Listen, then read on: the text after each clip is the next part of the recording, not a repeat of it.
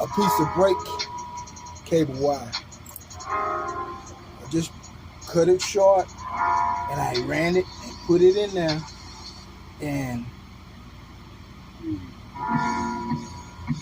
put the derailleur up to that gear I wanted on. And you see it's still room on the cable where I can bring it back down.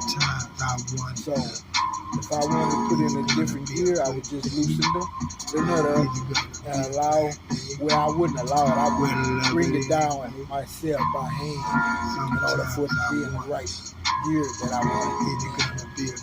So today, that's what this video is all about.